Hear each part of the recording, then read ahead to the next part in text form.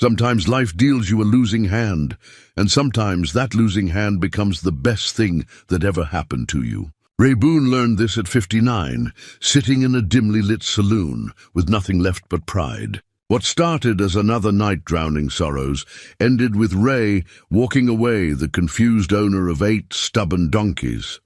A pot nobody wanted, a joke at the broke cowboy's expense. But Ray saw something others didn't. Instead of selling them, he began training them to haul goods through mountain trails his great-grandfather traveled. Slowly, his property transformed into a thriving pack service that caught attention from neighbors who'd written him off. But could 8 donkeys really give a broken man back his purpose? Before we jump back in, tell us where you're tuning in from. And if this story touches you, make sure you're subscribed, because tomorrow I've saved something extra special for you. The morning sun cast long shadows across the weathered fence posts of what used to be the finest ranch in Copper Creek Valley.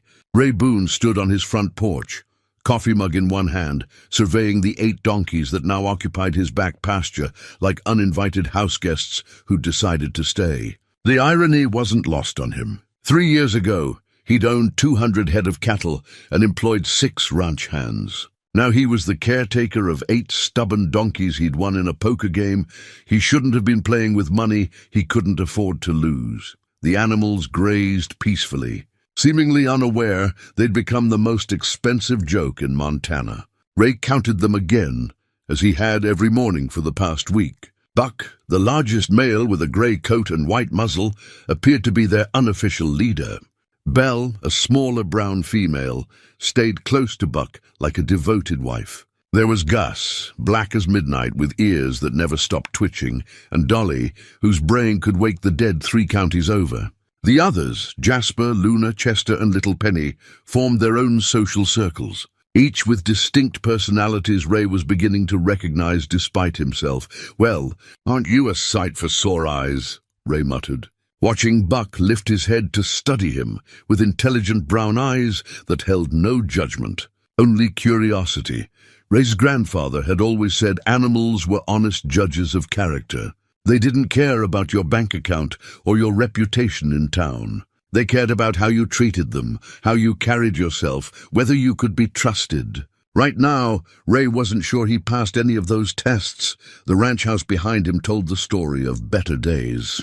Martha had loved this place, spent years turning it into a home that welcomed visitors and made neighbors feel like family. Her flower beds, now overrun with weeds, had once been the talk of the valley. The porch swing where they'd spent countless evenings planning their future hung motionless, its chains beginning to rust. Ray couldn't bring himself to sit there anymore.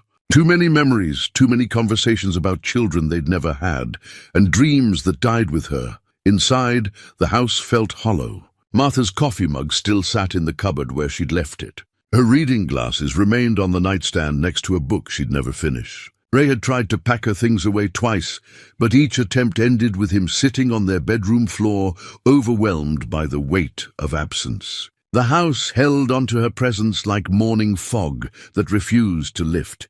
The kitchen table was covered with bills and bank notices, a paper trail of his decline. The cattle had gone first, sold to pay for Martha's medical expenses. Then the equipment, the truck, most of the land.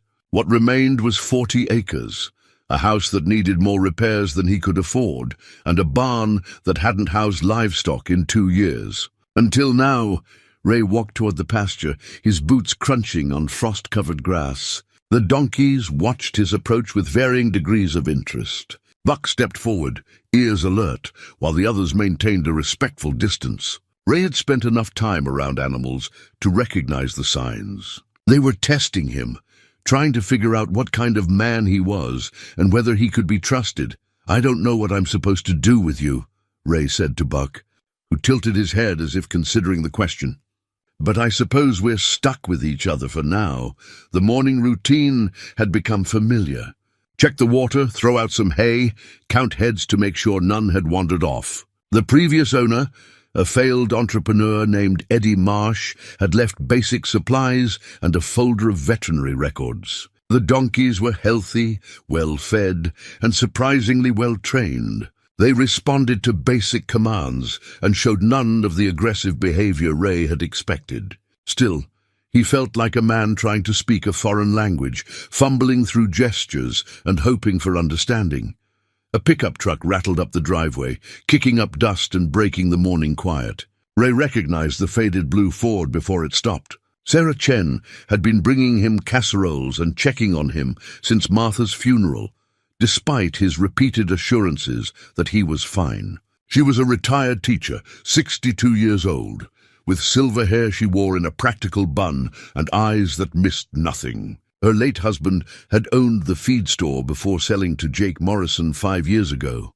"Morning, Ray," Sarah called, climbing out of the truck with a paper bag in her hands. "Brought you some fresh bread and figured I'd get a look at your new business partners." "They're not business partners," Ray said.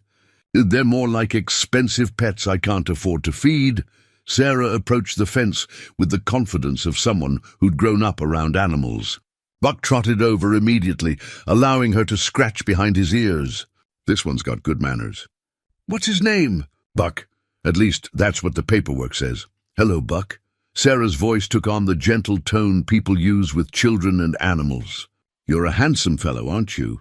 Buck leaned into her touch, eyes half closed with contentment. The other donkeys began moving closer, curious about this new visitor who spoke their language. "You know," Sarah said, not looking away from Buck, "my grandfather used to tell stories about pack trains that worked these mountains. Before the roads were built, pack animals were the only way to get supplies to the mining camps and lumber operations. There are still trails up there, paths that haven't been used in 50 years, Ray frowned.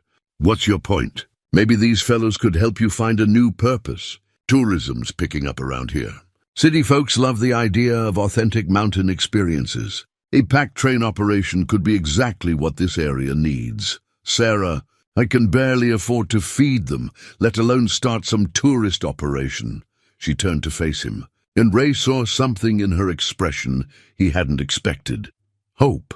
"Ray Boone, you've spent the last 3 years acting like your life ended when Martha died. But you're still here, and so are these animals. Maybe it's time to consider that the universe is trying to tell you something." Before Ray could respond, another truck approached, this one newer and louder. Jake Morrison's black Chevrolet pulled up with the subtle aggression of a man who wanted everyone to know he could afford the latest model. Jake stepped out wearing his usual uniform of pressed jeans, polished boots, and a white hat that had never seen honest work. At 45, he carried himself with the confidence of inherited wealth and political connections. "Morning, folks," Jake said, his smile not quite reaching his eyes. "Heard Ray here's gone into the livestock business. Figured I'd come see for myself." Ray felt his jaw tighten. Jake had been circling his property like a vulture for months, making casual offers to buy him out. Each conversation ended with veiled warnings about the challenges of maintaining property on a fixed income, the burden of taxes, the wisdom of accepting a fair offer while it was still on the table. "Just trying to figure out what to do with them," Ray said. Jake climbed onto the bottom rail of the fence, studying the donkeys with the calculating gaze of a man who saw everything in terms of profit and loss. "These animals need proper care, Ray. Feed, veterinary bills, shelter. That gets expensive fast, especially for a man in your position." "They seem to be doing fine," Sarah interjected, her voice carrying a warning. "For now," Jake agreed. "But what happens when one gets sick? Or when winter sets in and hay prices go up? Ray, you know I've always been interested in this piece of land. These donkeys might be a sign that it's time to consider your options." Ray stepped forward, putting himself between Jake and the fence. "The donkeys stay, and so do I." Jake's smile widened, but there was nothing friendly about it. Of course. Just want you to know the offer's still open. Good neighbors look out for each other." After Jake left, Sarah helped Ray distribute hay to the donkeys. They worked in comfortable silence, each lost in their own thoughts. Ray found himself watching the animals' interactions, noticing how they communicated through ear positions and body language. Buck maintained order with gentle authority, while Belle seemed to mediate disputes between the younger animals. There was intelligence here, and something that looked remarkably like wisdom. "You're thinking about it," Sarah said, breaking the silence. "Thinking about what?" "The pack train idea." "I can see it in your face." Ray leaned against the fence post, watching little Penny chase a butterfly around the pasture. "My great-grandfather ran pack trains through these mountains back in the 1890s. Had a map somewhere showing all the old trails. But that was a different time, different world, maybe. Or maybe some things don't change as much as we think they do. People still need to get away from their problems, still want to feel connected to something real. Your great-grandfather helped miners and loggers. You could help folks find peace." That evening, after Sarah had gone home and the donkeys had settled in for the night, Ray found himself in the barn for the first time in months. Moonlight filtered through gaps in the roof, illuminating stacks of forgotten equipment and memories. In the far corner, covered by a dusty tarp, he found his great-grandfather's old trunk. Inside, wrapped in oiled cloth, was a hand-drawn map showing trails that wound through mountains like the arteries of some great sleeping creature. The paper was yellowed with age, but the ink remained clear. Ray traced the routes with his finger, following paths that led to hidden valleys and forgotten peaks. At the bottom of the trunk, he found leather halters still supple after decades, pack saddles designed for carrying supplies across impossible terrain, and a leather-bound journal filled with his great-grandfather's careful handwriting. "Day 12, read one entry. Reached Miller's camp with 60 pounds of flour and medical supplies. The miners were grateful, paid in silver and stories. His buck, Ray realized, performed admirably on the steep sections. These mountains test both man and animal, but they also reveal character. Ray sat on an overturned crate, surrounded by the tools of a trade he'd never thought to pursue. Outside, he could hear the donkeys moving around their pasture, settling into whatever hierarchy governed their world. For the first time since Martha's death, Ray felt something stirring in his chest that might have been hope. It was a fragile feeling, easily crushed, but undeniably present. Maybe Sarah was right. Maybe the universe was trying to tell him something. And maybe, just maybe, 8 stubborn donkeys were exactly what he needed to find his way back to the world of the living. Ray spent the next morning reading his great-grandfather's journal, each page revealing a world he'd barely known existed. Samuel Boone had been more than a pack train operator.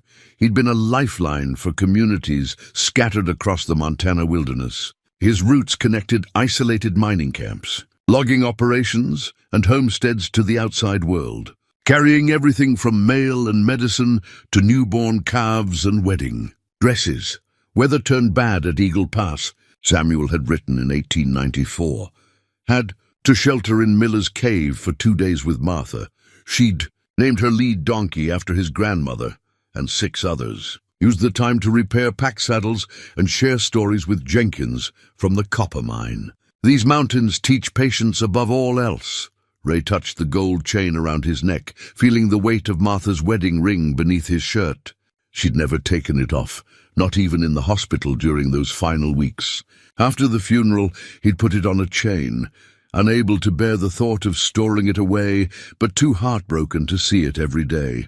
Now reading about another Martha who'd carried hope through mountain passes, he wondered what his wife would have thought about his current situation. The sound of truck doors slamming interrupted his reading. Through the kitchen window, he watched Sarah's Ford pull up alongside a rental car with out-of-state plates. Sarah emerged with a couple in their 60s, both wearing the kind of outdoor gear that suggested more money than experience. The man carried an expensive camera, while the woman studied a folded map with the intense concentration of someone accustomed to having detailed plans. Ray met them at the front door, suddenly conscious of his 3-day stubble and coffee-stained shirt. The couple introduced themselves as Robert and Linda Patterson from Seattle, visiting the area to research Linda's family history. Her great-uncle had worked in one of the old copper mines, and they'd hoped to find traces of the mining operation. "Sarah mentioned you might know something about the old trails," Linda said, her voice carrying the polite determination of a retired librarian. "We've been trying to follow this map, but most of the roads shown here don't exist anymore." Ray examined the photocopied map they'd brought. It showed the general area around Copper Creek Valley, but the detail was poor and many of the landmarks had changed over the decades. What caught his attention were the hand-drawn notations in the margins. Someone had marked pack trails and supply routes that matched almost exactly with his great-grandfather's map. "This is interesting," Ray said. "Mind if I compare it to something?" He returned with Samuel's journal and spread both maps on the kitchen table. The correlation was remarkable. The Patterson's map showed the mine locations, while Samuel's routes connected them like a transportation network, designed by someone who understood both the terrain and the people who depended on it. "Your great-grandfather's handwriting?" Sarah asked, studying the journal. "Samuel Boone. He ran pack trains through here from 1890 to 1910. Looks like he probably supplied the mine." "Your uncle worked at Linda's." Eyes lit up with the excitement of an unexpected discovery. "Do you think any of those trails are still passable?" Ray considered the question. He'd hunted these mountains as a young man, knew many of the ridgelines and hidden valleys. Some of the old trails had been converted to logging roads, others had grown over, but the basic routes remained. The mountains didn't change much in 100 years, most of them probably. But it would take the right kind of transportation. Something sure-footed, able to carry supplies, handle steep terrain. Sarah smiled, and Ray realized he'd walked directly into her trap. "Like donkeys, perhaps?" The conversation that followed felt like standing at the edge of a cliff, knowing that one step forward would change everything. The Pattersons were enthusiastic about the possibility of retracing the old pack routes. They offered to pay whatever Ray thought was fair for a guided trip that would take them to the abandoned mine site. Robert had heard about pack train operations in other parts of the West and was fascinated by the idea of experiencing authentic mountain travel. "We're not looking for luxury," Linda emphasized. "Just an authentic experience. Something that would give us a real sense of what life was like for the people who worked these mountains." After the Pattersons left with promises to call within a few days, Ray and Sarah walked out to check on the donkeys. The animals had become accustomed to their routine, approaching the fence when they saw him coming. Buck's greeting had evolved from suspicious tolerance to something approaching friendship.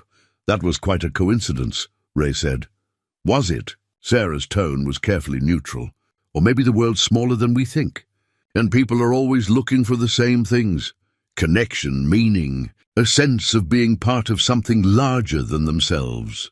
Ray watched the donkeys graze, noting how they moved as a group but maintained individual personalities. Buck was the leader, but Bell was the strategist, often directing the others toward better grass or shade with subtle movements. The younger ones, Jasper and Luna, had formed a friendship based on mutual mischief, while old Chester preferred to graze alone near the back fence. "I don't know the first thing about running a pack operation," Ray admitted, "but you know these mountains. You know animals, and you've got your great-grandfather's notes."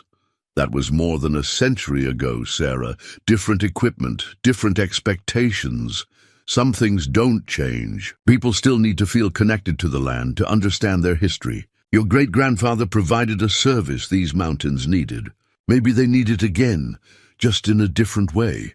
That evening, Ray returned to the barn with a kerosene lantern and began a systematic exploration of the equipment he'd inherited. Most of Samuel's original gear had been stored with the care of someone who understood its value.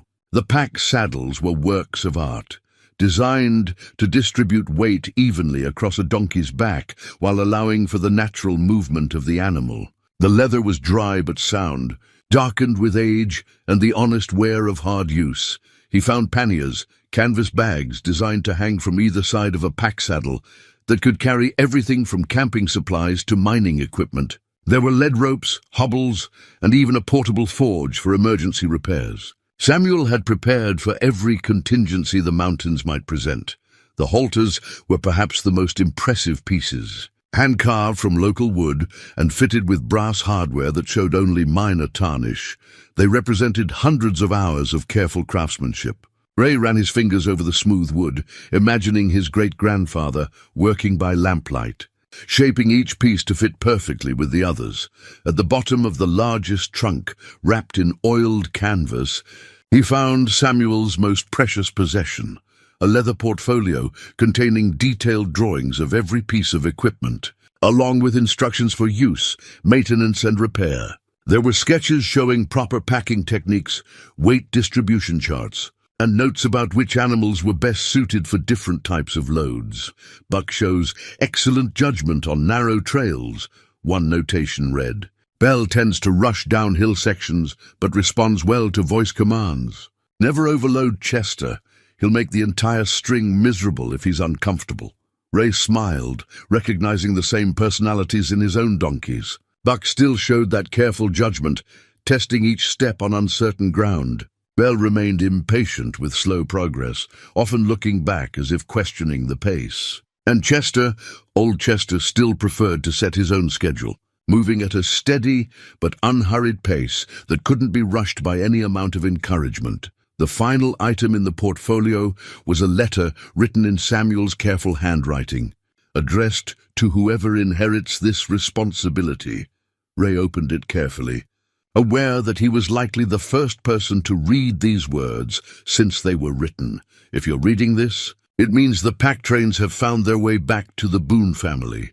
I pray this brings you the same satisfaction it brought me, the knowledge that you're serving something larger than yourself, connecting people to the land that shapes us all. These mountains don't give up their secrets easily, but they reward those who approach them with respect and patience. The animals will teach you what you need to know if you're willing to listen. Trust them, trust yourself, and remember that every journey begins with a single step. Ray sat in the dusty barn, surrounded by the tools of a trade he'd never planned to learn, holding a letter from a man he'd barely known, but increasingly respected. Outside, the donkeys moved quietly through their pasture, unaware that their fate and his was being decided by words written more than a century ago. The next morning brought the Pattersons' call. They'd done their research and were prepared to offer $500 for a 3-day pack trip to the old mine site, including guide service and basic camping equipment. It was more money than Ray had seen in months, enough to cover feed bills and basic maintenance for weeks. He stood on his front porch, phone in hand, watching Buck lead the others toward the water trough with the steady authority of someone accustomed to responsibility. The question wasn't whether he needed the money. He did. The question was whether he was ready to take the step that would change everything. Mr. Boone. Linda Patterson's voice carried across the miles. Are you still there? Ray touched Martha's ring through his shirt, feeling its familiar weight. She'd always believed in second chances, in the possibility of renewal even after the worst losses. Maybe it was time to find out if she'd been right. Yes, he said. I'm here, and yes, I'll take you to find your uncle's mine. Ray's first attempt at fitting a pack saddle on Buck went about as well as his first attempt at milking a cow 40 years earlier, which is to say, it was a disaster wrapped in embarrassment with a side of bruised pride. Buck stood patiently while Ray fumbled with straps and buckles, but his ears swiveled in what Ray was beginning to recognize as polite bewilderment. This should go here, Ray muttered, consulting Samuel's drawings for the 5th time. And this strap connects to... No, that's not right either. Buck turned his head to watch Ray's efforts with the kind of patient resignation usually reserved for watching children attempt adult tasks. When Ray finally stepped back to assess his work, the saddle sat at an angle that would have dumped any load within 50 yards. I know, Ray said to Buck's reproachful expression. Your great-granddaddy would be laughing at me right now. Sarah arrived as Ray was making his 3rd attempt, this time with slightly better results. She climbed out of her truck carrying a thermos of coffee and a box of her homemade cookies, both of which Ray accepted gratefully. How's the training going? She asked, though Buck's lopsided saddle probably answered the question. About as well as you'd expect, from a man who's never packed anything more challenging than a lunch cooler. Sarah approached Buck with the confidence of someone who'd spent a lifetime around farm animals. She adjusted the saddle pad, repositioned the saddle, and tightened the girth with economical, movements that made Ray's fumbling look even more immaturish. My husband used to say that working with animals was like dancing. You have to learn their rhythm before you can lead. She scratched Buck behind the ears, earning a contented sigh. This fellow's got good manners. He's been trying to help you get it right. Ray studied Buck's expression, noting the calm attention in his eyes. How can you tell? Look at his posture. If he was annoyed or uncomfortable, his ears would be back and he'd be shifting his weight. Instead, he's standing square and relaxed, letting you learn at your own pace. That's the mark of an animal that's been well-trained and well-treated. Over the next hour, Sarah walked Ray through the basics of pack saddle fitting, explaining the importance of even weight distribution and proper padding. The equipment Samuel had left was perfectly designed, but required understanding of its purpose. Each strap and buckle had a specific function. Every measurement had been calculated to work with donkey anatomy and mountain terrain. The key is balance, Sarah explained, as they fitted panniers to Buck's sides. Not just the weight, but the animal's comfort. An uncomfortable donkey won't just make your trip miserable, he might dump your supplies in a ravine. Buck tolerated the practice session with remarkable patience, allowing them to load and unload empty panniers multiple times. When Ray finally got the system right, Buck turned his head to look back at the balanced load, then stepped forward with a satisfied nod that made both humans laugh. I think he approves, Sarah said. The other donkeys watched the proceedings with varying degrees of interest. Belle approached cautiously, sniffing at the unfamiliar equipment, while Jasper and Luna maintained a safe distance, ready to bolt if the strange contraption proved dangerous. Old Chester ignored the entire affair, more interested in a patch of clover near the fence. Ray spent the rest of the morning working with different combinations of animals and equipment. He discovered that each donkey had distinct preferences and quirks. Buck preferred to be loaded first and would stand rock still until the process was complete. Belle was eager to please, but needed constant reassurance that she was doing things correctly. The younger animals required more patience, but learned quickly once they understood what was expected. By noon, Ray had successfully loaded and led a string of 3 donkeys around the pasture. It wasn't the smooth operation Samuel's journal described, but it was progress. The animals moved with increasing confidence, following Buck's steady lead and responding to Ray's voice commands with growing trust. Jake Morrison's arrival interrupted the afternoon training session like a thundercloud rolling over a picnic. His black Chevrolet kicked up an unnecessary amount of dust as it stopped near the fence, and Jake emerged wearing the kind of smile that never reached his eyes. Well, Jake said, surveying the training operation. Looks like you're serious about this pack train idea. Got to admire a man with vision. Ray continued adjusting Belle's load, not looking up from his work. Just figuring out what I inherited. These old trails can be dangerous, Ray. Lots of liability issues when you're dealing with paying customers. Insurance alone will probably cost more than you'll make. Sarah stepped forward, her teacher's voice carrying the authority of decades spent managing difficult children. Jake, unless you're here to book a pack trip, maybe you should let Ray get back to his work. Jake's smile widened, but his eyes remained cold. Just being neighborly, Sarah. Looking out for an old friend.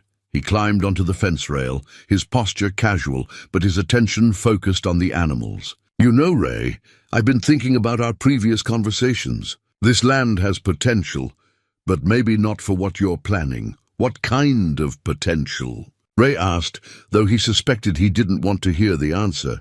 Development potential. Vacation homes, maybe a resort. People with real money are looking for properties like this. Close to town, but with mountain views. The kind of investment that could set you up for life. Ray finished securing Belle's load and turned to face Jake directly. I'm not interested in selling, not even for the right price. We're talking about serious money here, Ray.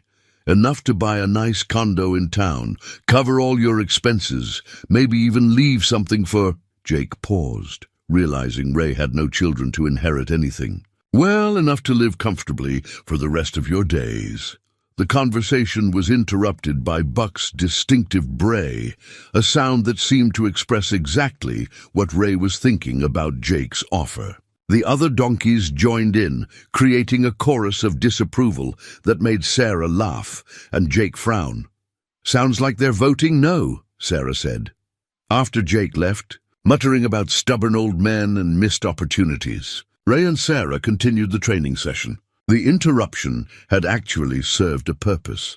The donkeys had remained calm during a stressful situation, in proof that they were becoming accustomed to strangers and unexpected events. "He's not going to give up easily," Sarah warned as they watched Jake's truck disappear down the valley road. "Let him try. This land has been in my family for 3 generations. It's not for sale." That evening, Ray sat on his front porch reading more of Samuel's journal by lamplight. The entries described the daily routine of pack train life, the early mornings, the careful attention to animal welfare, the satisfaction of delivering supplies to people who desperately needed them. But they also revealed something else, the deep contentment that came from meaningful work. "Today marked 2 years since I started this operation," Samuel had written. "Martha, the donkey, has become so reliable that I sometimes think she knows the routes better than I do. There's something profoundly satisfying about work that serves a real purpose, but being part of the connection between communities and the wider world." Ray looked up from the journal to watch his own donkeys settling in for the night. Buck stood guard near the gate while the others found comfortable spots in the pasture. There was an order to their world, a sense of purpose even in rest. For the first time since Martha's death, Ray felt like he might be building something instead of just maintaining what remained. The feeling was fragile, easily shattered by doubt or setback, but it was there. Tomorrow he would practice loading the donkeys again, work on his technique, maybe even attempt a short trail ride around the property. The Pattersons would arrive in 2 weeks, expecting a professional guide who knew what he was doing. Ray wasn't there yet, but he was learning. And more importantly, he was beginning to believe that he could get there. The morning of Ray's first real trail ride dawned clear and cold, with frost painting the pasture grass silver in the early light. He'd spent the previous evening studying Samuel's notes about mountain weather and trail conditions, learning that his great-grandfather had possessed an almost supernatural ability to read the sky and predict changes hours before they arrived. "Weather in these mountains changes faster than a politician's promises," Samuel had written. "Watch the wind direction, the color of the clouds, the way the animals behave. They know things we've forgotten." Ray loaded Buck, Bell, and Jasper with light packs containing basic supplies: water, first aid kit, emergency shelter. The process still took longer than it should have, but his movements were becoming more confident. The donkeys seemed to sense the difference in his attitude, responding more readily to his commands and showing less anxiety about the unfamiliar routine. Buck led the small procession through the gate and onto the old logging road that connected Ray's property to the mountain trails. The road hadn't been maintained in years, but it was still passable, winding upward through stands of pine and aspen toward the high country Samuel's maps showed in careful detail. The first mile went smoothly. Buck set a steady pace that allowed the others to follow comfortably, and Ray found himself relaxing into the rhythm of mountain travel. The air was thin and clean, carrying the scent of pine needles and the promise of snow from the peaks above. For the first time in months, Ray felt his shoulders loosen and his breathing deepen. The trouble started when they reached the first creek crossing. The wooden bridge Samuel's map showed had long since collapsed, leaving only scattered timbers and a gap that looked both too wide to jump and too steep to descend safely. Ray studied the problem while Buck tested the bank with careful steps, clearly experienced with water crossings. "What do you think, boy?" Ray asked. "Your ancestors probably crossed here 100 times. Buck's response was to step deliberately into the creek, testing the bottom with each hoof before committing his weight. The water barely reached his belly, and the footing proved solid. Bell followed without hesitation, but Jasper balked at the water's edge, ears back and eyes wide. Ray remembered Samuel's notes about reluctant animals. Never force them. Fear makes mistakes, and mistakes in the mountains can be fatal. Show them it's safe. Give them time to think. Let their natural herd instinct take over. Ray dismounted. He'd been riding an old mare named Sunrise that he'd kept for basic transportation, and waded into the creek himself. The water was shockingly cold, but his boots kept his feet dry. Jasper watched intently as Ray crossed back and forth, demonstrating that the creek was safe. "Come on, Jasper. You're tougher than you think." The young donkey finally stepped into the water, moving carefully but steadily. By the time they reached the far bank, all three animals were relaxed and confident. Ray made a mental note to add extra time for water crossings when planning future trips. The trail beyond the creek led into country Ray hadn't seen in years. Old-growth forest gave way to alpine meadows dotted with wildflowers despite the late season. The view from Eagle Ridge showed the entire valley spread below, with the town of Copper Creek looking like a collection of toy buildings in the distance. Ray consulted Samuel's map and found the exact spot where his great-grandfather had sketched the same view more than a century earlier. The perspective was unchanged. Mountains didn't care about human timelines. The sense of continuity was both humbling and reassuring. The return trip tested both Ray's growing confidence and the donkey's training. Buck navigated the descent with the sure-footed competence of an experienced mountain animal, but Belle's tendency to rush downhill became apparent on the steeper sections. Ray learned to use voice commands and subtle pressure on the lead rope to maintain control. Techniques Samuel's journal described in detail. By the time they reached home, Ray felt like he'd accomplished something real. The animals had performed well. The equipment had worked as designed, and he'd successfully completed his first pack trip without losing supplies, animals, or his nerve. It was a small victory, but victories had been rare in his life lately. Sarah was waiting by the fence when they returned, along with a stranger Ray didn't recognize. The man appeared to be in his 30s, wearing quality outdoor gear and carrying a professional camera. His rental car bore Colorado plates and the kind of dust that suggested he'd been exploring back roads. "Ray, this is Tom Bradley," Sarah said. "He's a travel writer working on a piece about authentic Western experiences. Someone at the lodge mentioned you might be starting a pack operation." Tom stepped forward with the practiced charm of someone accustomed to talking his way into interesting stories. "I've been researching historical pack train routes for an article about adventure tourism.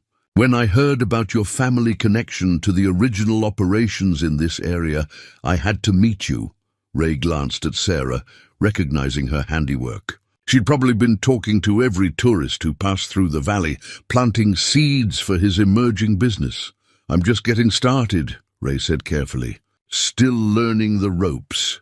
"That's exactly what makes it interesting," Tom replied. "Readers love stories about people rediscovering old traditions, connecting with family history. Mind if I ask a few questions?" The interview that followed felt like stepping into unfamiliar territory. Tom asked about Ray's background, his connection to the land, his plans for the pack operation. Ray found himself talking about Samuel's journal, the challenge of training the donkeys, the satisfaction of preserving something valuable from the past.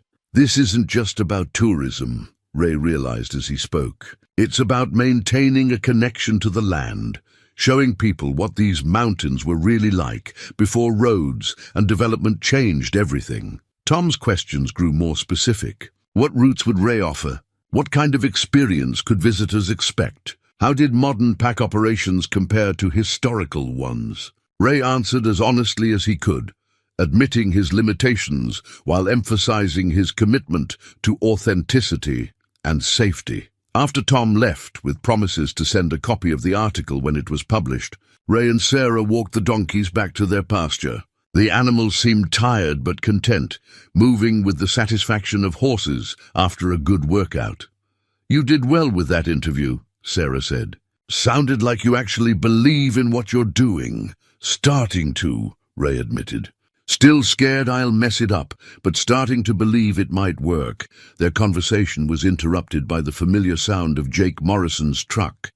This time Jake wasn't alone. He'd brought two men in expensive suits who looked distinctly uncomfortable in the rural setting. "City lawyers Ray guessed or investors?" "Ray," Jake called out with false enthusiasm. "Brought some friends who wanted to see your property. They're very interested in the development potential we discussed." The taller of the two suited men stepped forward, extending a business card. "Martin Walsh, Walsh Development. Mr. Morrison tells us you have prime real estate here. We'd like to discuss options."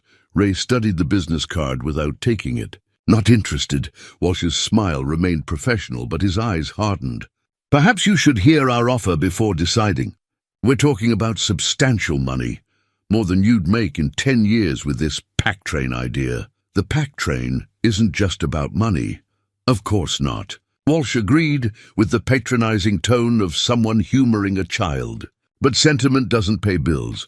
Mr. Morrison tells us you're struggling financially. Our offer could solve all your problems." Ray looked from Walsh to Jake, seeing something in Jake's expression that hadn't been there before. A confidence that suggested he knew more about Ray's situation than he should. The realization hit him like cold water. Jake had been checking on his finances, probably knew exactly how much he owed and to whom. "My problems are my own business," Ray said quietly. "And my land isn't for sale." After the developers left, promising to be in touch with formal offers, Ray stood in his pasture surrounded by 8 donkeys who depended on him for food, shelter, and purpose. The weight of responsibility felt heavier than it had an hour earlier. But so did his determination to see this through. Whatever Jake Morrison was planning, whatever pressures were building, Ray had made his choice. The donkeys were part of his family now, and this land was their home. He'd find a way to make it work. The Patterson expedition began at dawn on a Thursday morning in late September, with the first serious frost of the season painting the meadow grass white and the donkey's breath forming small clouds in the crisp air. Ray had spent the previous evening checking and rechecking every piece of equipment, consulting Samuel's journal for weather signs, and trying to quiet the voice in his head that insisted he was about to make a fool of himself in front of paying customers. Robert and Linda Patterson arrived promptly at 6 o'clock, dressed in the kind of high-end outdoor gear that cost more than Ray's monthly grocery budget, but had probably never seen honest dirt. Their enthusiasm was genuine, though, and they listened attentively as Ray explained the basics of pack train travel and introduced them to the animals. "This is Buck," Ray said, watching the lead donkey submit gracefully to Linda's attempts at ear-scratching. "He'll be carrying most of your camping supplies. Buck's great-great-granddaddy worked these same trails with my great-grandfather. How can you be sure of the genealogy?" Robert asked, adjusting his expensive camera settings. Ray consulted Samuel's breeding records, another treasure he'd discovered in the barn. Samuel kept detailed notes. "Buck's bloodline goes back to an animal named Thunder, imported from Spain in 1889. These aren't just pack animals. They're a heritage breed specifically adapted to mountain work."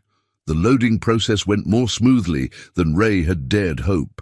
Buck stood patiently while Ray secured the panniers containing tents, sleeping bags, and cooking supplies. Belle carried food and water, while Jasper handled the lighter gear. Ray had decided to limit the first trip to 3 animals, wanting to maintain control while he learned to manage paying customers. Sarah arrived as they were making final preparations, ostensibly to say goodbye, but actually to provide moral support. She'd helped Ray practice the speech he'd prepared about trail safety and emergency procedures, timing it to be informative without being intimidating. "Remember," she whispered as the Pattersons fussed with their day packs, "you know these mountains better than anyone.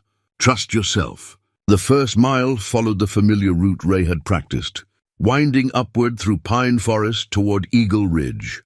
The Pattersons proved to be ideal customers, interested in everything, respectful of the animals, and physically capable despite their age. Linda asked intelligent questions about the mining history, while Robert documented everything with his camera.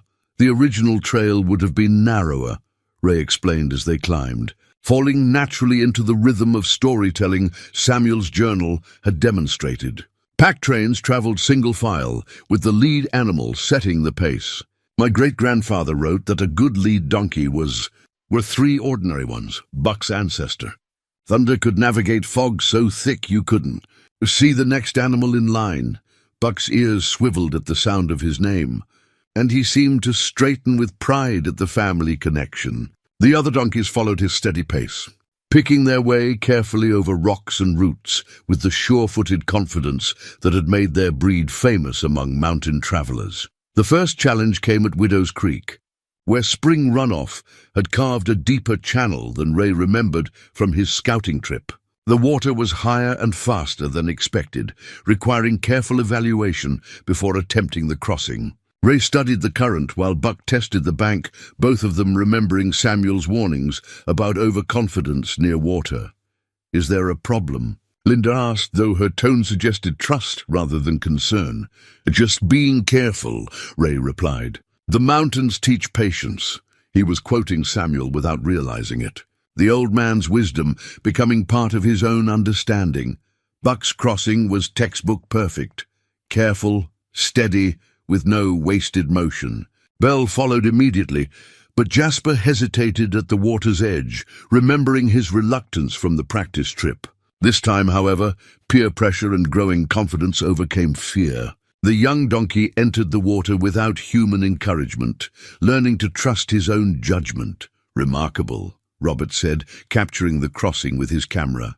"You can see them thinking, making decisions." Ray felt a surge of pride that surprised him with its intensity.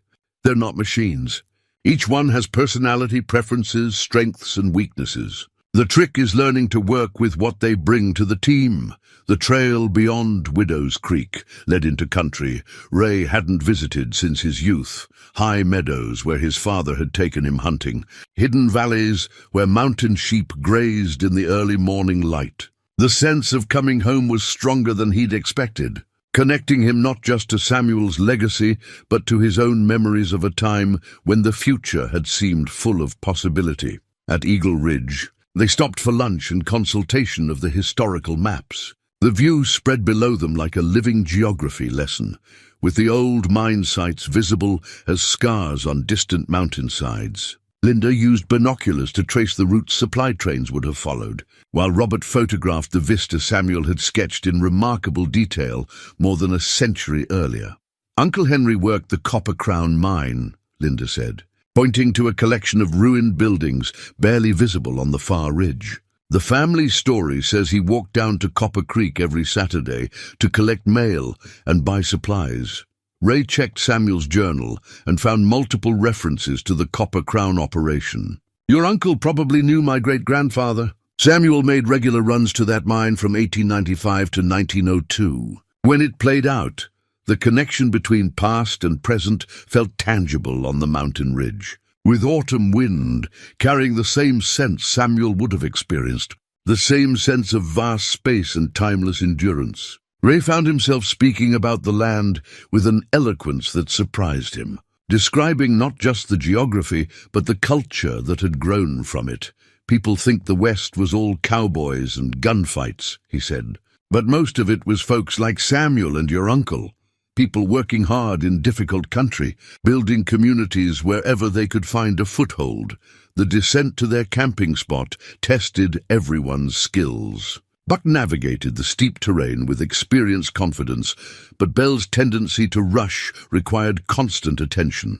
Ray learned to read the subtle signs of animal fatigue and adjusted their pace accordingly. Another lesson from Samuel's extensive notes about animal welfare.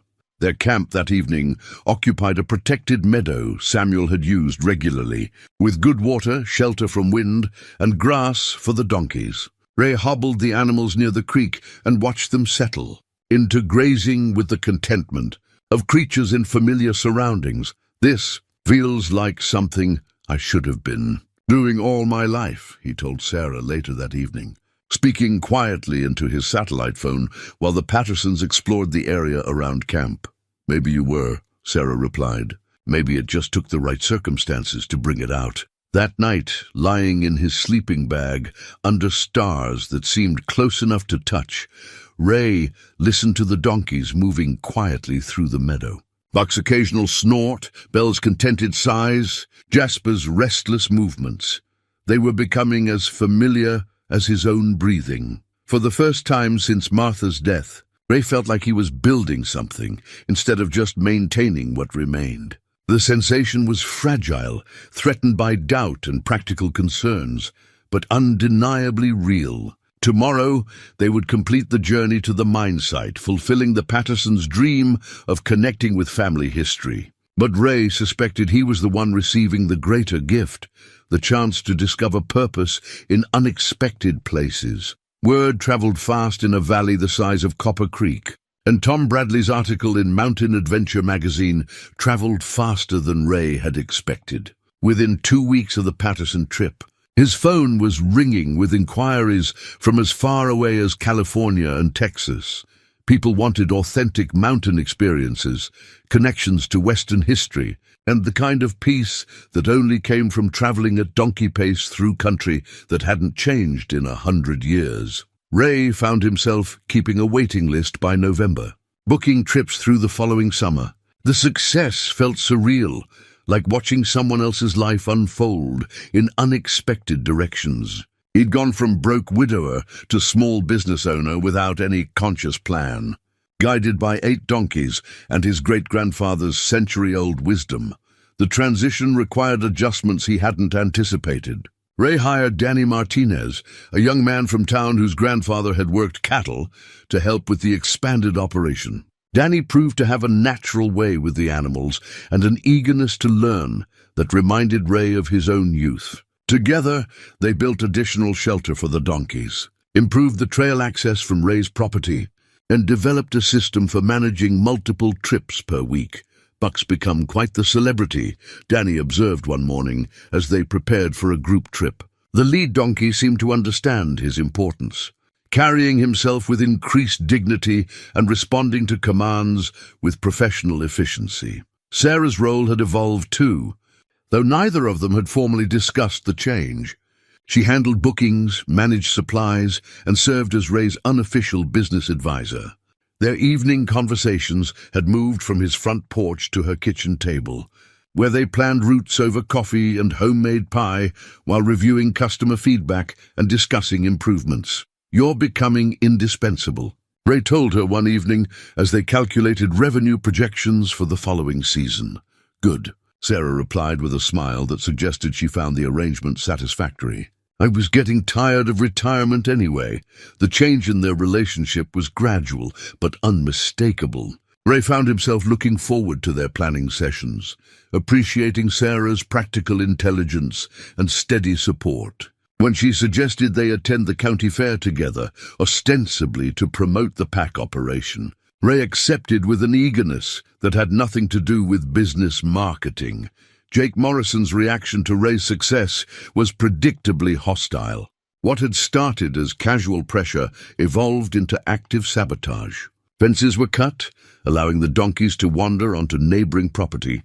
Trail markers disappeared. False complaints about environmental damage reached the Forest Service, requiring Ray to prove his operation met all regulations. "Someone's been spreading rumors about your permits," Sheriff Davidson warned during a routine visit, "saying you're operating illegally on public land. I know it's not true, but you might want to document everything more carefully."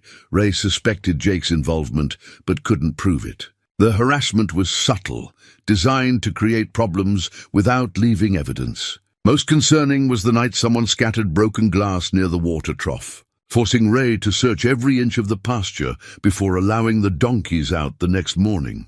"He's trying to make you give up," Sarah said, after Ray described the latest incident. "Make the business too difficult to maintain."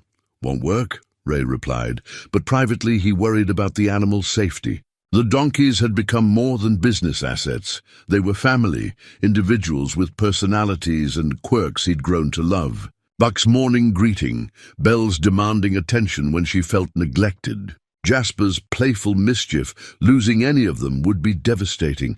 The pressure mounted when Walsh Development made their formal offer. 3 times what Ray had originally paid for the property, enough money to eliminate all his debts and provide comfortable retirement. The offer came with a deadline and subtle threats about regulatory problems that could shut down his operation. "Think about it logically," Martin Walsh urged during their meeting at the bank. "You've proven the pack train concept works, but this land could serve a larger purpose. A resort development would bring jobs, tax revenue, real prosperity to the valley." Ray studied the development plans Walsh had brought. Hundreds of vacation homes scattered across the mountainsides, golf courses carved from meadows where deer grazed, ski runs replacing trails Samuel had mapped. The vision was impressive and probably profitable, but it looked nothing like the valley Ray had grown up in.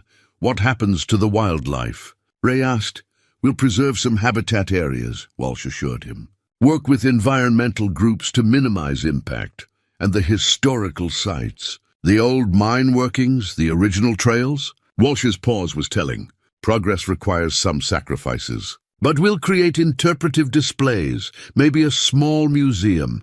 That evening, Ray walked his property boundaries in the gathering dusk, followed by Buck and several of the other donkeys who'd learned to treat him as part of their herd.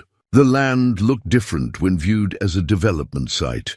Not rolling meadows, but building lots. Not forested hills, but potential ski runs. At the old cemetery where his great-grandfather was buried, Ray found Samuel's headstone weathered but still readable. He connected mountains to men and men to mountains. Below that, in smaller letters, the trails remember. "What would you do?" Ray asked the headstone, though he suspected he knew the answer. Samuel had faced his own pressures. Railroads that made pack trains obsolete, mining companies that wanted exclusive access to mountain routes, government policies that favored development over tradition. He'd adapted when possible, resisted when necessary, and somehow preserved what mattered most. The donkeys grazed quietly around the cemetery, comfortable in the presence of the dead and unburdened by concerns about the future. Buck wandered over to investigate Samuel's headstone, sniffing the carved letters with curiosity before moving on to better grass. Ray's phone buzzed with a text from Sarah. Tom Bradley's article won a travel writing award. "He wants to do a follow-up piece about successful pack operations. You're becoming famous." The irony wasn't lost on him. Success had brought not just financial security but renewed purpose, yet it had also attracted attention he didn't want and pressure he wasn't sure he could handle. The simple life he'd been rebuilding was becoming complicated in ways he hadn't foreseen. Back at the house, Ray spread Samuel's maps across the kitchen table and studied the routes his great-grandfather had traveled. The trails connected communities that no longer existed, served needs that had long since disappeared, yet something essential had survived. Not just the physical paths, but the idea that mountains and people belonged together. That some things were worth preserving regardless of economic pressure. His phone rang, another booking inquiry. This one from a family reunion planning a memorial trip for their grandfather, who'd been a forest ranger in the area. Ray found himself saying yes before checking his schedule, motivated by the connection between past and present, rather than by profit. Later, as he checked on the donkeys for the last time that evening, Ray reflected on the strange turns his life had taken. A year ago, he'd been a broken man with nothing left to lose. Now he was the guardian of a heritage he'd barely understood, responsible for animals who depended on him and customers who trusted him to show them something real. The challenges weren't over. Jake's sabotage would probably escalate. The development pressure would continue, and winter would test his ability to maintain the operation through harsh weather. But for the first time in years, Ray felt ready for whatever came next. He had purpose, partnership with Sarah, and 8 donkeys who taught him that sometimes the best way forward was the oldest way. The discovery came by accident, as the most important revelations often do. Ray was searching the barn for additional pack equipment when he noticed that one of the floor planks in the far corner sat higher than the others. What he'd assumed was settling from age proved to be something more deliberate, a hidden compartment Samuel had built beneath the original barn flooring. Inside the compartment, wrapped in oiled leather and preserved by the dry mountain air, Ray found documents that changed everything he thought he knew about his property and his family's history. The papers included mineral rights surveys from the 1890s, geological reports written in Samuel's careful hand, and correspondence with mining companies that painted a picture of secret negotiations and deliberate deception. The most revealing document was a letter dated 1903, written by Samuel to his son, Ray's grandfather. The handwriting was shaky, suggesting Samuel's advancing age, but the message was clear. The copper below our land runs deeper and richer than anyone suspects. I've kept this knowledge from the mining companies who would strip the mountain bare for short-term profit. This land's true value isn't in what can be taken from it, but in what can be preserved for future generations. Attached to the letter was a geological survey showing extensive copper deposits running beneath Ray's property and extending into the surrounding mountains. The survey was far more detailed than anything Ray had seen in public records, suggesting Samuel had commissioned private testing to understand exactly what lay beneath his ranch. A second set of documents revealed the extent of Samuel's foresight. He'd structured the original land purchase to retain mineral rights separate from surface ownership, then hidden those rights through a series of legal maneuvers that wouldn't be discoverable through normal title searches. The mineral rights belonged exclusively to Samuel's direct descendants, which meant they now belonged to Ray, son of a... Ray caught himself, glancing around the barn as if Samuel might be listening. The implications were staggering. His property wasn't just valuable for development, it was potentially worth millions in mineral extraction rights. The final document in the collection was a modern geological survey, dated just 2 years earlier and signed by a company Ray didn't recognize. Someone had been testing his land recently, confirming Samuel's century-old findings with contemporary technology. The copper deposits were not only extensive, but accessible using modern mining techniques that hadn't existed in Samuel's time. Ray's hand shook as he read the survey conclusions. Conservative estimates suggested the deposits could support a major mining operation for decades, generating revenue that would dwarf anything vacation home development could produce. The survey was addressed to Morrison Holdings LLC, Jake's company. The pieces fell into place with sickening clarity. Jake hadn't been pressuring Ray to sell because of development potential.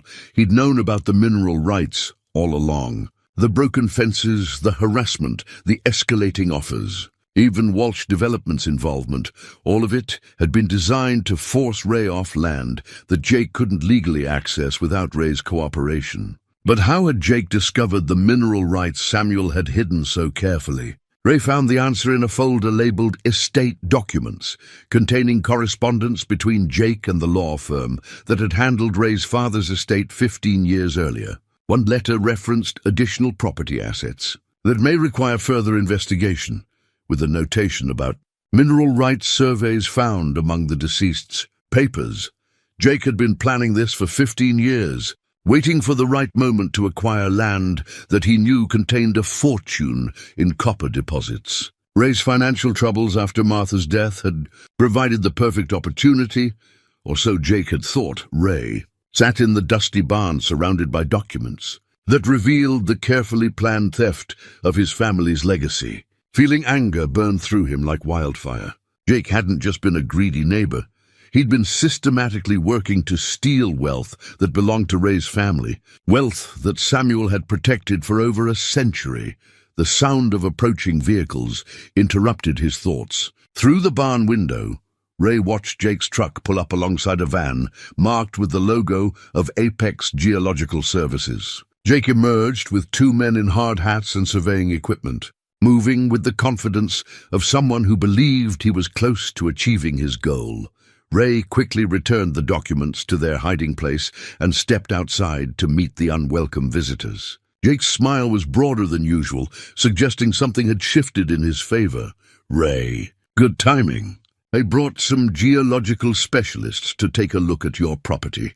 Routine environmental assessment for the development proposal." "I didn't authorize any survey," Ray replied. Stepping between Jake and the barn, one of the surveyors, a thin man with expensive equipment, looked confused.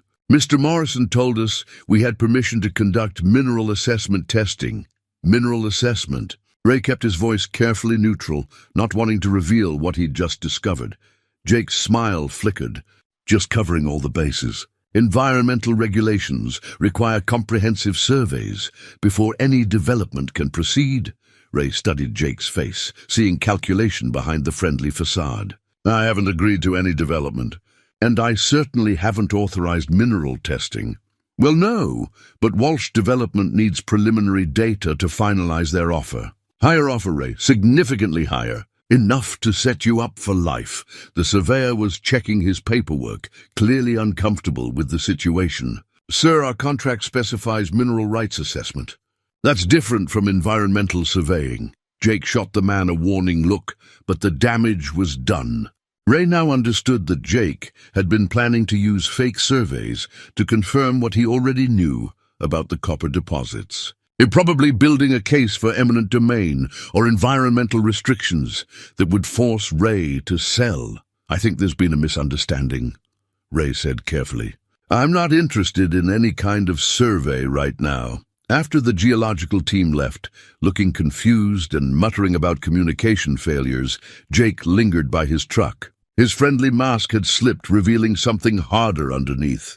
"Ray, I've tried to be patient with you, but this development is going to happen, with or without your cooperation. The county needs the tax revenue and people need jobs. You can be part of the solution or you can be part of the problem.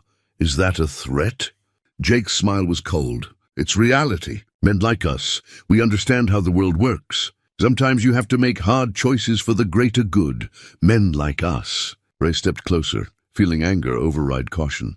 "I know what you've been doing, Jake. The harassment, the sabotage, the pressure tactics. But I also know why you're really doing it." Something shifted in Jake's expression.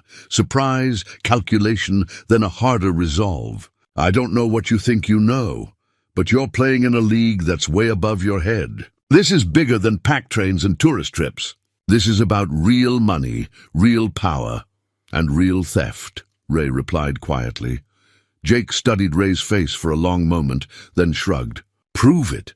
After Jake left, Ray returned to the barn and carefully examined the hidden documents again. Samuel's foresight was remarkable. He'd not only preserved the mineral rights, but created a paper trail that would be nearly impossible to challenge legally. The surveys, the correspondence, even the geological reports were all properly documented and witnessed. But Ray also understood the magnitude of what he was facing. Jake had political connections, financial resources, and 15 years of preparation. He wouldn't give up easily, and Ray suspected the pressure tactics would escalate now that Jake knew his secret was compromised. That evening, Ray called Sarah and asked her to come over for what he described as an urgent conversation. When she arrived, he spread the documents across his kitchen table and watched her face change as she understood the implications. "How much are we talking about?" Sarah asked after reading the geological surveys. "Millions, maybe tens of millions." Sarah sat back in her chair, studying Ray's face. "What are you going to do?" Ray looked out the window toward the pasture, where Buck and the others grazed peacefully in the evening light. The donkeys had brought him back to life, given him purpose, connected him to his family's history in ways he'd never expected. The mineral rights represented wealth beyond anything he'd imagined, but they also represented a choice that would define everything that came after. "Samuel hid these documents for a reason," Ray said finally. "He could have sold the mineral rights and made his family wealthy. Instead, he chose to preserve the land. Maybe it's time I figured out why."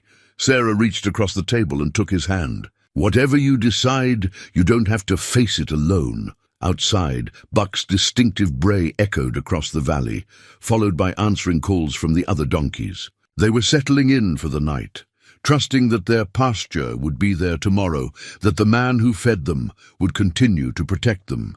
Ray had built something worth preserving, something that connected past and future in ways that had nothing to do with money. The battle with Jake Morrison was just beginning, But Ray finally understood what he was fighting for. The legal papers arrived on a Monday morning in December, delivered by a process server who looked apologetic about disturbing Ray's breakfast. Morrison Holdings LLC was filing suit to establish mineral rights ownership, claiming that Ray's family had never held valid title to the subsurface deposits beneath his property. The lawsuit painted Ray as a naive rancher attempting to claim assets he'd never owned, while positioning Jake as a legitimate businessman, protecting his investment in properly researched mineral claims. Ray read the documents twice, recognizing the careful legal language designed to obscure rather than clarify. Jake's lawyers had constructed a narrative that dismissed Samuel's careful planning as amateur-hour incompetence, suggesting that the hidden documents were either forgeries or legally meaningless. The suit asked the court to award mineral rights to Morrison Holdings and to issue an injunction preventing Ray from interfering with geological surveys.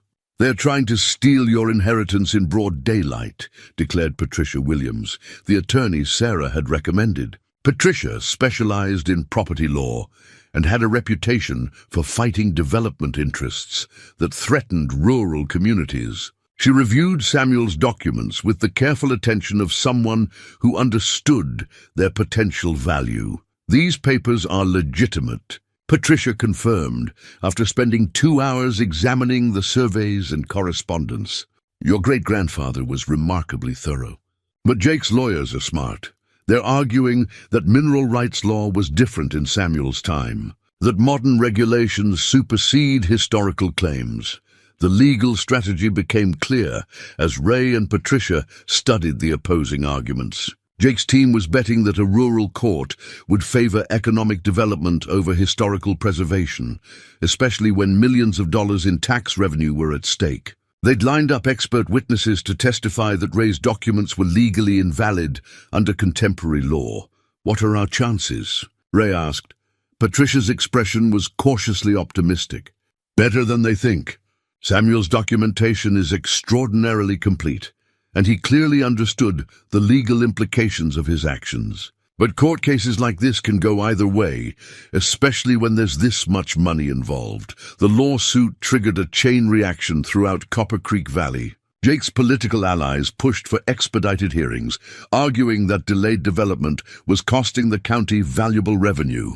Environmental groups rallied to support Ray, viewing his PAC operation as a model for sustainable land use. Local businesses split between those who supported tourism-based development and those who favored more intensive economic activity. Ray found himself at the center of a controversy that extended far beyond his personal situation. The case was covered by regional newspapers and outdoor magazines, turning him into an unlikely symbol of resistance against corporate land grabbing. Supporters sent letters and small donations, while opponents questioned his right to prevent economic development that could benefit the entire community. The pressure was intensified by Jake's escalating tactics. Mysterious regulatory inspections appeared without warning, forcing Ray to prove his operation met standards that seemed to change daily. Anonymous complaints about environmental damage required expensive expert reports to refute. His insurance company received reports of high-risk activities that threatened to cancel his coverage entirely. Most disturbing was the night someone cut the fence between Ray's property and the national forest, allowing his donkeys to wander onto public land where they could be impounded for trespassing. Ray discovered the break during his morning check and spent hours tracking down all 8 animals, finding them grazing peacefully in a meadow 2 miles from home. Buck had led the group to safety, but the incident demonstrated Ray's vulnerability to sabotage. "They're trying to make you give up before the trial," Sarah observed as they repaired the damaged fence. "Make the fight too expensive and too stressful to continue. Won't work," Ray replied. But privately he wondered how long he could sustain the constant pressure. Legal bills were mounting faster than pack trip revenue could cover them, and the stress was affecting his sleep and appetite. More concerning was the impact on the donkeys, who seemed to sense his anxiety and were becoming more skittish during their daily routines. The breakthrough came from an unexpected source. Tom Bradley, the travel writer whose original article had launched Ray's business, called with information that changed everything. He'd been researching a follow-up story about corporate pressure on small tourism operations when he'd discovered something interesting about Morrison Holdings. Jake's company isn't just trying to acquire your mineral rights, Tom explained during their phone conversation. They've been systematically buying up properties throughout the region, always targeting areas with geological potential. I found mineral rights disputes in 3 other counties, all following the same pattern. Tom's research revealed that Morrison Holdings was part of a larger network of companies controlled by out-of-state mining interests. Jake wasn't a local businessman protecting community interests. He was a frontman for a corporate operation that specialized in acquiring mineral rights through legal pressure and political manipulation. There's more, Tom continued. I found records of campaign contributions to county commissioners, payments to geological consulting firms, even funding for environmental groups that support responsible development. This is a coordinated effort to open up mineral extraction throughout the region. The information provided Patricia with new ammunition for Ray's defense. If Jake was representing corporate mining interests rather than local development, the case became about much more than competing property claims. It became about community self-determination versus outside exploitation. Patricia filed motions to expand the case, demanding disclosure of Morrison Holdings' funding sources and business relationships. Jake's lawyers fought the expansion, arguing it was irrelevant to the narrow legal question of mineral rights ownership. But their opposition suggested they had something to hide. As the trial date approached, Ray faced a decision that would define not just his own future, but the character of the valley he'd called home for 60 years. The mineral rights were potentially worth enough money to solve every financial problem he'd ever had. But extracting that wealth would destroy everything he'd built with the pack operation. Standing in his barn on a cold December evening, surrounded by the equipment that connected him to Samuel's legacy, Ray finally understood his great-grandfather's choice. Samuel had known about the copper deposits, but had chosen to preserve the land rather than exploit it. Not because he was naive about money, but because he understood something more valuable than immediate profit. The pack operation had given Ray more than financial stability. It had restored his sense of purpose, connected him to his community, and provided meaningful work that honored both the land and the people who visited it. The donkeys had taught him patience, the mountains had restored his peace, and the customers had reminded him that some experiences couldn't be bought with money. Ray pulled Samuel's rifle from its place above the workbench, checking the action and cleaning the barrel with practiced movements. His great-grandfather had carried this weapon not for violence, but for protection, understanding that some things were worth defending regardless of the cost. Now it was Ray's turn to stand guard. The next morning brought news that Jake's legal team had requested an emergency hearing, claiming that Ray was interfering with legitimate geological surveys. Patricia suspected they were trying to rush the case before Ray's expanded research could be completed, hoping to win through speed rather than merit. They're scared, Patricia told Ray as they prepared for the emergency session. That's why they're pushing so hard. If they were confident in their legal position, they'd be happy to let this process run its normal course. Ray spent the final day before the hearing walking his property boundaries with Buck and the other donkeys following behind like a faithful procession. Every fence post, every trail marker, every familiar vista reminded him of what was at stake. This wasn't just about money or legal precedent. It was about the right to preserve something valuable in a world that seemed determined to convert everything into immediate profit. At Samuel's grave, Ray sat on the granite bench his great-grandfather had carved for contemplation. The cemetery was quiet except for wind in the pine trees and the soft sounds of donkeys grazing nearby. Here, surrounded by the remains of people who'd chosen this valley as their final resting place, Ray felt the weight of responsibility settle onto his shoulders. "I understand now," he said to Samuel's headstone. "You weren't just protecting mineral rights, you were protecting a way of life. The question is whether I'm strong enough to carry on what you started."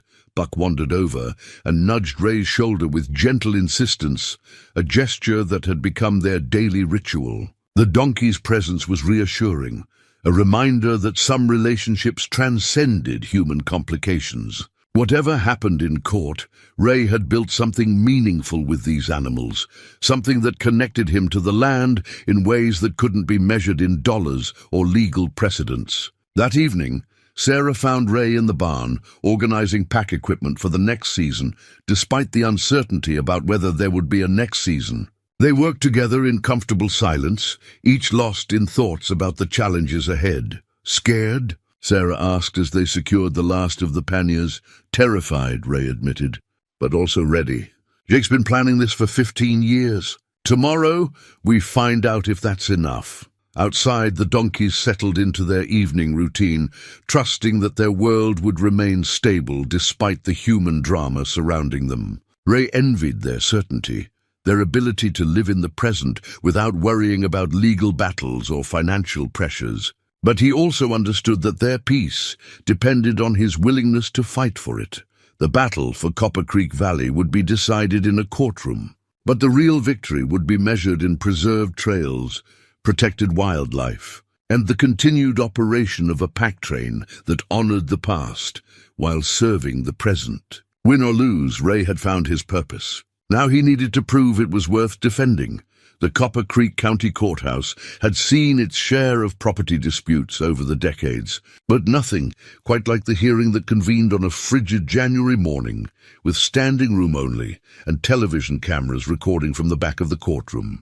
Judge Margaret Foster, a woman in her 60s who'd presided over county legal matters for 20 years, surveyed the packed gallery with the weary expression of someone who understood that this case would define her legacy as much as it would determine Ray's future. Ray sat at the plaintiff's table wearing his best suit, the same one he'd worn to Martha's funeral, while Patricia Williams organized documents with the systematic precision of a surgeon preparing for complex operation. Across the aisle, Jake Morrison commanded a legal team of 4 attorneys whose collective hourly rates probably exceeded Ray's annual income. The contrast was deliberate and intimidating. "Mr. Boone," Judge Foster began, "you're claiming ownership of mineral rights your family has held for over a century. Mr. Morrison's company disputes those claims. I understand both parties have substantial documentation to present." Patricia rose first, approaching the bench with the confidence of someone who'd spent weeks preparing for this moment. "Your Honor, we'll demonstrate that Samuel Boone legally acquired and properly preserved mineral rights to his property through careful planning and complete documentation. These rights have been maintained by his heirs for 3 generations.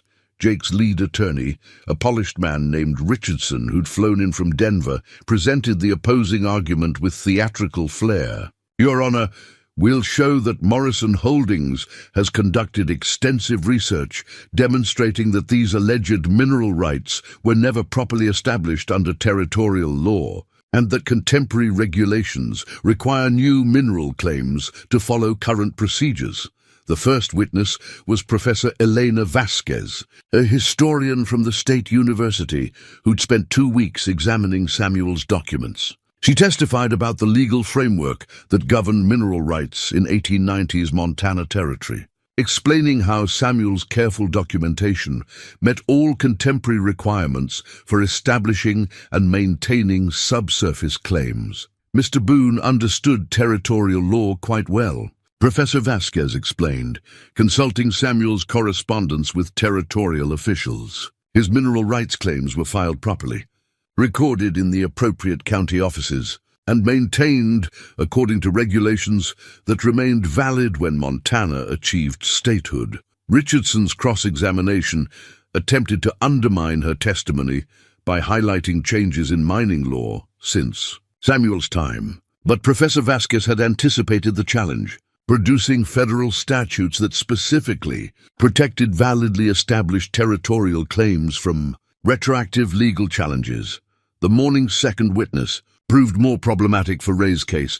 Dr. Marcus Webb, the geological consultant Jake's team had hired, testified that modern mineral extraction required access that would be incompatible with Ray's current land use. His PowerPoint presentation showed theoretical mining operations that would require removing vegetation, building access roads, and establishing processing facilities that would eliminate any possibility of continued pack train operations. Mineral extraction and tourism are fundamentally incompatible, Dr. Webb concluded. Mr. Boone can't have it both ways. Either he allows responsible mineral development that benefits the entire community, or he continues his recreational business that prevents economic utilization of valuable natural resources. Patricia's cross-examination revealed Dr. Webb's financial relationship with Morrison Holdings, including consulting contracts worth hundreds of thousands of dollars. More damaging was her demonstration that his geological assessments were based on outdated data that didn't account for modern selective extraction techniques that could access copper deposits without devastating surface areas. Dr. Webb, are you familiar with precision mining techniques that access specific mineral veins without disrupting entire surface areas? Patricia asked. Well, theoretically, but the economics of such operations. The economics aren't the question, Doctor. The question is whether mineral extraction necessarily requires destroying existing land use. Isn't that correct? Dr. Webb's reluctant admission that selective mining was technically feasible undermined Jake's argument that mineral development required total surface control. The afternoon session began with Jake's personal testimony, delivered with the smooth confidence of someone accustomed to persuading others. He presented himself as a local businessman committed to community development, painting Ray as a well-meaning but naive rancher who didn't understand the economic implications of his position. I've lived in this valley my entire life, Jake testified. I've seen families struggle financially while sitting on resources that could provide security for generations. Mr. Boone has every right to continue his pack operation, but not at the expense of mineral development that could benefit the entire region. Jake's testimony was carefully crafted to avoid revealing his 15-year plan to acquire Ray's mineral rights, focusing instead on community benefits and economic necessity. But Patricia had prepared for his evasions, producing campaign contribution records and business relationships that demonstrated his connections to out-of-state mining interests. Mr. Morrison, isn't it true that Morrison Holdings has received substantial funding from Apex Mineral Corporation, a company based in Nevada with no local connections whatsoever? Jake's attorney objected, arguing relevance, but Judge Foster overruled, clearly interested in understanding the true scope of the dispute. Morrison Holdings operates independently, Jake replied carefully. Any business relationships we maintain are confidential, including the consulting agreement worth $2.3 million contingent on successful acquisition of mineral rights to Mr. Boone's property. The courtroom stirred as Patricia produced documents Tom Bradley had discovered, showing Jake's company would receive substantial payments only if they successfully acquired Ray's mineral rights. The revelation transformed Jake from local businessman to hired gun working for outside corporate interests. The day's final witness was Ray himself, approaching the stand with the quiet dignity of someone who'd spent months preparing for this moment. Patricia guided him through his family history, his connection to the land, and his development of the pack operation that had brought international attention to Copper Creek Valley. Mr. Boone, why are these mineral rights important to you? Patricia asked. Ray looked out at the packed courtroom, seeing faces of community members who'd supported his operation and others who favored development. In the front row, Sarah smiled encouragement while Jake's expression remained calculatedly neutral. My great-grandfather preserved these rights because he understood something that took me 60 years to learn, Ray said. Some things are worth more than money. This land has been home to my family for over a century. The pack operation connects people to that history while supporting a way of life that's disappearing everywhere else. Richardson's cross-examination was brutal, focusing on Ray's financial struggles and his recent discovery of the mineral rights. Mr. Boone, isn't it convenient that you only became interested in preserving your family legacy after discovering it was worth millions of dollars? Ray's answer was simple and direct. I became interested in preserving my family legacy when 8 donkeys taught me what my great-grandfather already knew, that the value of land can't be measured in dollars alone. As the day ended, Judge Foster announced she would render her decision within a week, giving both sides time to file final briefs. The courtroom emptied slowly, with supporters offering Ray encouragement while Jake's team huddled in intense discussion. Outside the courthouse, media representatives asked Ray about his confidence in the outcome. His answer reflected the peace he'd found despite the uncertainty. Win or lose, I've discovered what's worth fighting for. That's victory enough. Judge Foster's decision to conduct a site visit at Ray's property was unprecedented in Copper Creek County legal history, but she'd determined that understanding the physical reality of the disputed land was essential to making an informed ruling. The convoy of vehicles that wound up Ray's driveway on a crisp February morning included court officials, attorneys from both sides, expert witnesses, and media representatives documenting every moment of the unusual proceeding.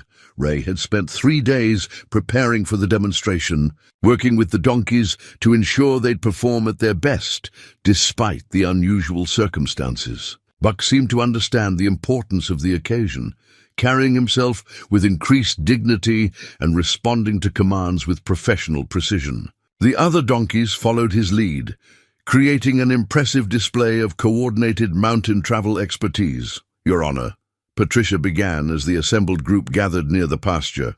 We'd like to demonstrate that Mr. Boone's pack operation represents not just a viable business, but a sustainable use of this land that preserves its historical character while providing economic benefit to the community. Judge Foster, dressed in hiking boots and a practical coat, nodded her approval. Proceed, Mr. Boone. Show us what your great-grandfather's legacy looks like in practice. Ray had chosen a route that would showcase both the animal's capabilities and the land's natural beauty. The demonstration began with the loading process, each donkey accepting its pack with calm efficiency. Buck's panniers contained camping supplies and historical artifacts from Samuel's collection, while Belle and Jasper carried lighter loads that included lunch for the entire group. The key to successful pack operations is understanding each animal's personality and capabilities. Ray explained as he adjusted Buck's load. Buck here is our natural leader, steady, reliable, excellent judgment on difficult terrain. Belle is eager to please but needs constant encouragement. Jasper's young and energetic, perfect for carrying supplies that need to reach destination. Quickly, the procession moved through Ray's property and onto the mountain trails with Judge Foster, walking alongside Ray while the attorneys and court officials followed at a respectful distance. The February air was sharp but clear, providing spectacular views of the surrounding peaks and valleys that had remained unchanged since Samuel's time. At the first rest stop, Ray shared stories from Samuel's journal while the donkeys grazed peacefully nearby. The connection between past and present was unmistakable. The same trails, the same mountain views, the same sense of timeless endurance that had attracted visitors from around the world. This operation has hosted customers from 12 countries, Ray told Judge Foster as they watched Buck lead the other donkeys to water. People come here seeking authentic experiences, connections to American history, and the kind of peace that can only be found in places that haven't been developed beyond recognition. Dr. Elena Vasquez, the historian who testified about Samuel's mineral rights, pointed out landmarks that appeared in the original territorial surveys. The trails Mr. Boone uses are identical to routes Samuel mapped in the 1890s. This represents genuine historical preservation, not recreation or interpretation. Jake's attorneys attempted to minimize the demonstration's significance, arguing that tourism revenue couldn't justify preventing mineral development worth millions of dollars. But their arguments seemed hollow in the face of the actual experience Judge Foster was having. At Eagle Ridge, the highest point of the demonstration route, Ray spread Samuel's original maps alongside contemporary geological surveys. The comparison showed how little the essential landscape had changed, despite more than a century of technological advancement. The copper deposits Mr. Morrison wants to access run directly beneath this ridge, Ray explained, pointing to areas marked on both maps. Extraction would require removing the forest cover, building access roads, and establishing processing facilities that would eliminate these trails permanently. Judge Foster studied the overlapping maps while the donkeys rested nearby, their presence a living connection to the heritage Ray was fighting to preserve. When she looked up, her expression suggested she was beginning to understand the true scope of the decision she faced. The return journey provided opportunity for Jake's legal team to present their counter-arguments. Richardson pointed out potential safety hazards, questioned the operation's long-term economic viability, and suggested that mineral development would provide more stable employment than seasonal tourism, but their arguments were undercut by the letters Patricia had brought, testimonials from customers whose lives had been touched by their pack train experiences. Judge Foster read several aloud during the final rest stop, including a note from a veteran who'd found peace in the mountains after struggling with PTSD, and a family who'd scattered their grandfather's ashes at a location Ray had helped them reach. These letters describe transformative experiences, Judge Foster observed. People don't write with this kind of emotion about economic development projects. The demonstration concluded at Ray's barn, where Samuel's equipment was displayed alongside contemporary pack gear. The connection between past and present was undeniable. The same commitment to craftsmanship, the same understanding of animal behavior, the same respect for the land that had shaped mountain culture for generations. Jake's final argument focused on community economic needs, claiming that mineral development would provide jobs and tax revenue that tourism couldn't match. But his case was weakened by revelations about his company's outside funding and the temporary nature of extractive industries. Mining operations typically last 10 to 15 years, Patricia countered. Mr. Boone's pack operation can continue indefinitely, providing sustainable income while preserving the land for future generations.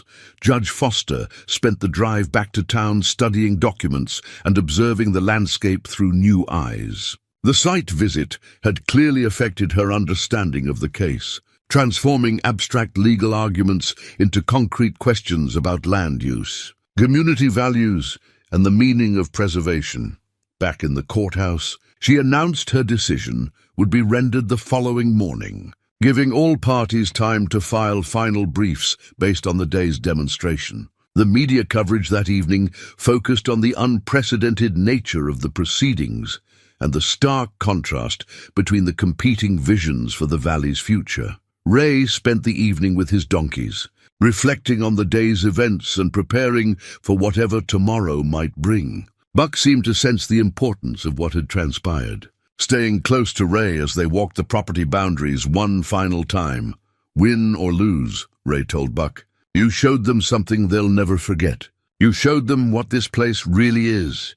The donkey's response was a gentle nudge that spoke volumes about trust, partnership, and the bonds that connected them to the land they all called home. 6 months after Judge Foster's ruling in favor of Ray's mineral rights ownership, the transformation of both man and valley was remarkable. The morning sun cast golden light across the newly installed trail marker at the entrance to Ray's property. Boone Heritage Trail, established 1890, restored 2025, experience history at donkey pace.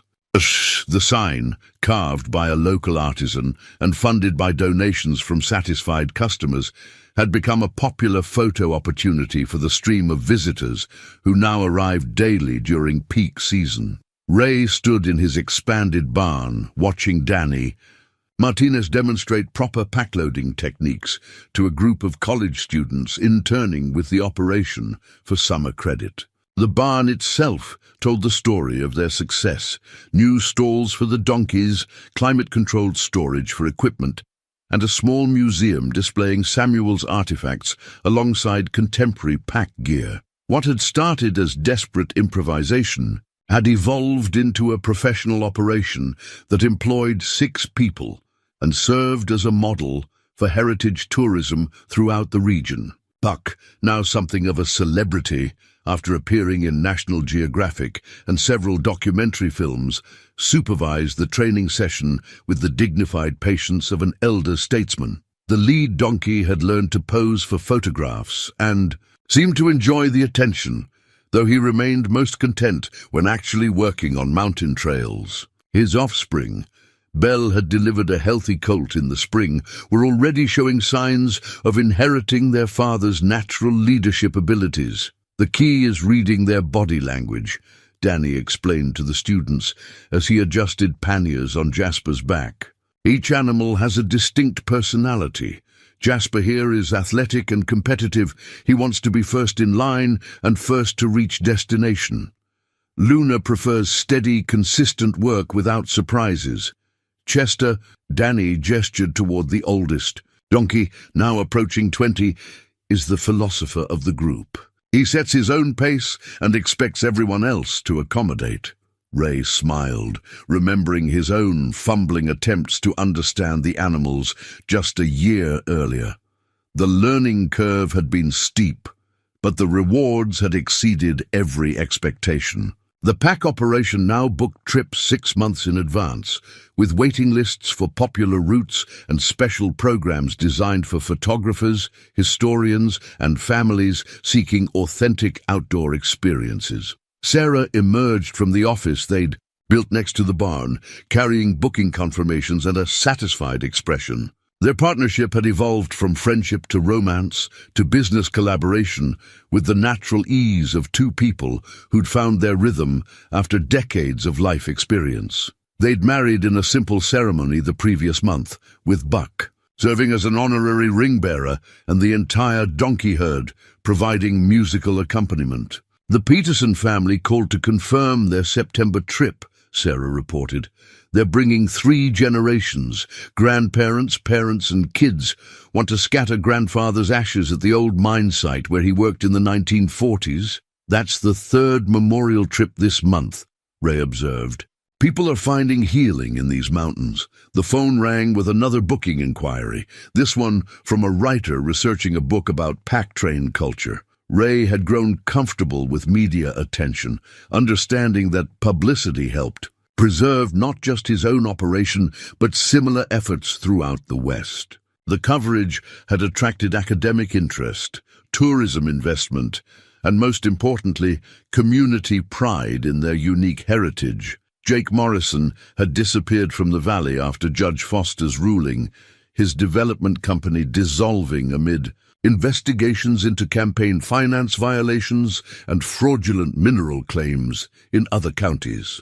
The property he'd hoped to acquire for mining was now protected by conservation easements Ray had negotiated with state and federal agencies, ensuring that future generations would find the trails as unspoiled as Samuel had left them. The ruling itself had become precedent-setting case law, strengthening protection for historical mineral rights and establishing new standards for community input in development decisions. Law schools taught the case as an example of how individual determination could prevail against corporate pressure, while environmental groups cited it as proof that preservation and prosperity weren't mutually exclusive. Ray's morning routine now included checking weather conditions for 3 different trail routes, reviewing customer feedback from the previous day's trips, and planning seasonal adjustments to their program offerings. The work was demanding but satisfying in ways his old ranching life had never provided.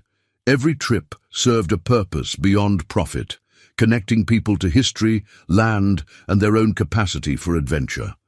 At the old cemetery where Samuel rested, Ray found the new headstone he'd commissioned for his great-grandfather. The inscription remained simple, but now included recognition of Samuel's foresight. He connected mountains to men and men to mountains. The trails remember, and the legacy continues. Buck had developed a habit of visiting the cemetery during their morning walks, as if acknowledging his connection to the donkey heritage that made their work possible. Ray often found himself talking to Samuel during these visits, sharing news about successful trips, challenging customers, and the constant joy of watching 8 donkeys demonstrate their individual personalities to delighted visitors. The future stretched ahead with the kind of promise Ray hadn't felt since his youth. Plans were developing for winter programs featuring snowshoe trips with donkeys carrying supplies. A partnership with the state university would bring student researchers to study mountain ecology while experiencing historical transportation methods. International visitors had expressed interest in extended expeditions that would follow Samuel's original routes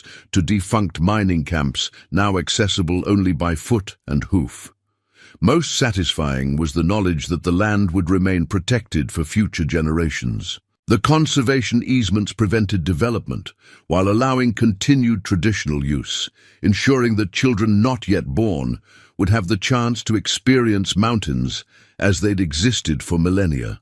The donkeys would continue carrying visitors up trails that predated roads, automobiles, and the urgent pace of modern life. That evening, as the last tour group returned and the donkeys settled into their pasture for the night, Ray and Sarah sat on their front porch, reviewing the day's successes and planning tomorrow's adventures. The house Martha had loved was alive, again with purpose and possibility, filled with the sounds of people who'd found meaningful work in unexpected places. Buck's familiar bray echoed across the valley, answered by calls from his companions as they established their evening hierarchy and settled into rest.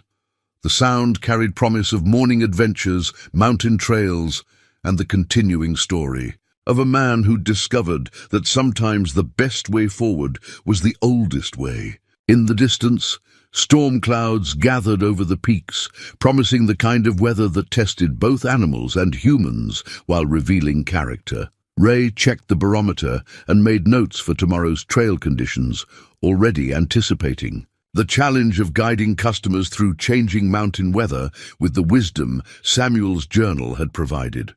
The donkeys would be ready. After all, they'd been preparing for this work for over a century.